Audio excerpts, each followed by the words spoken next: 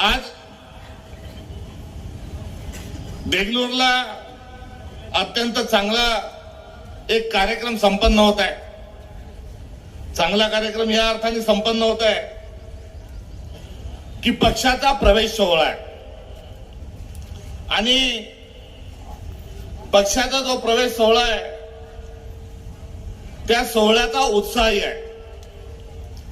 स्टेजवर आलेले जे सारख्या पाटील मंडळीचे सारखे कडक नाही आहेत, त्यांचे चेहरे जे आहेत त्याच्यावर काही मोठे मोठे गॉगल नाही आहेत, त्यांच्या हातात एखाद दुसरी अंगठी आहे, पण जास्त काही सोनं चांदी त्यांच्या अंगावर नाही आहे।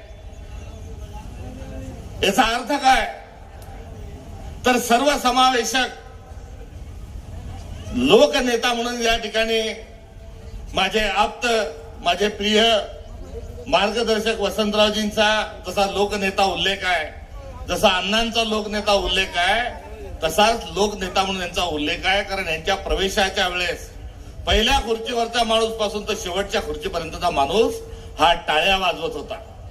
जेव्हा जेव्हा त्यांचा नाम उल्लेख होत होता तेव्हा आपल्या चेहऱ्यावर हास्य होतं। याचा अर्थ काय तर हे माणसं भाडोत्री नाही, हे माणसं बळजबरी आणलेले नाही, तर ही माणसं बहुजन हिता आणि बहुजन सुखाच्या अर्थानं आज या ठिकाणी आलेले आहेत। देगलूरमध्ये आज खऱ्या अर्थानं दिवाळी संपन्न होत आहे असं म्हटल्यास अतिशयोक्ती होणार नाही।